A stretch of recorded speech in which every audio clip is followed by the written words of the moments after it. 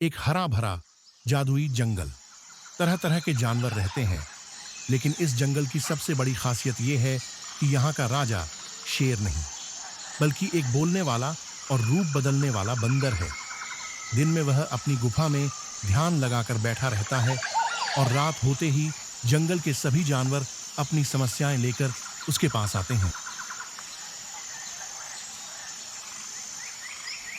रात का समय, चमचमाते चांद के नीचे एक बेहद खूबसूरत जगह पर बंदर राजा का दरबार सजता है। उसके आसपास दर्जनों बंदर सैनिक खड़े रहते हैं सुरक्षा के लिए। सभी जानवर पंक्तियों में बैठकर अपनी अपनी बारी का इंतजार करते हैं। अचानक एक गधा आता है, उसकी आंखों में आंसू हैं। वह कांपती आवाज में कहता है, महाराज, मेरी समस्या सबसे बड़ी है। इंसान मेरा मजाक उड़ाते हैं, मुझे बेवकूफ समझते हैं और तो और मुझसे जबरदस्ती काम करवाते हैं। दिन रात मुझे ढोना पड़ता है। पूरा दरबार चुप हो जाता है। सब जानवर गधे की बात सुनते हैं। बंदर राजा अपनी लंबी पूंछ हिलाकर गंभीर आवाज में कहता है, गधे का मजाक उड़ाना, उसके साथ अन्याय करना, ये अपराध है।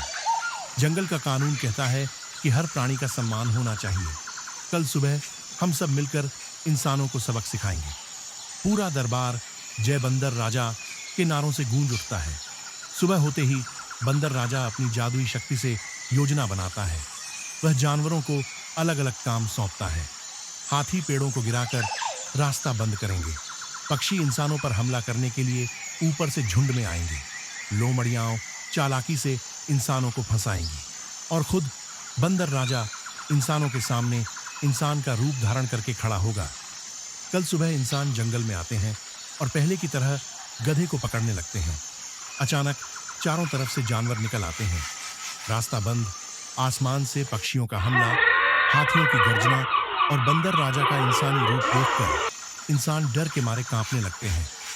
बंदर राजा गहरी आवाज में कहता है, अब समझे, जानवर कमजोर नहीं होते। गधे के साथ जो अन्याय किया है उसकी सजा तुम्हें मिलेगी। सभी जानवर उसको पकड़कर लेकर चले जाते हैं। रात को फिर से बंदर राजा का दरबार सजता है। सभी जानवर खुश हैं कि इंसानों को सजा मिल गई। हर कोई अपनी अपनी समस्या बताने लगता है। अचानक दरबार के बीच में एक ठंडी हवा का झोंका आता है। मशालें अपने आप बुझने लगती हैं। सभी जानवर एक दूसरे की ओर डर से देखने लगते हैं। गधा जो पूरे दिन खुश था, अचानक कांपने लगता है।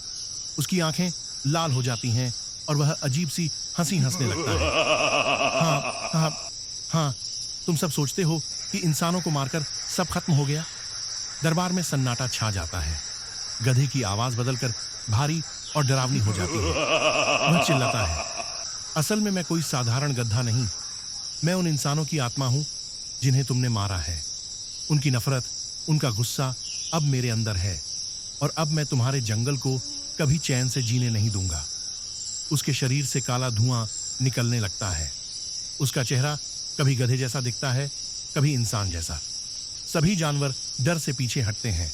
बंदर राजा धीरे धीरे खड़ा होता है और अपनी पूंछ हिलाते हुए कहता है, तो आखिर तू सामने आ ही गया। मुझे पता था कि तेरे अंदर कुछ छिपा है। अचानक बंदर राजा की आंखें भी लाल हो जाती हैं। उसके दांत लंबे और नुकीले हो जाते हैं। असल में बंदर राजा भी कोई साधारण बंदर नहीं था। वह एक प्राचीन राक्षस था जो जानवरों की समस्याओं के बहाने उनकी आत्माओं पर राज करता था। दरबार में दोनों आमने सामने खड़े हो जाते हैं। गधे के शरीर में फंसी इंसानों की आत्माएं और बंदर राजा के अंदर का असली राक्षस। पूरा जंगल हिलने लगता है।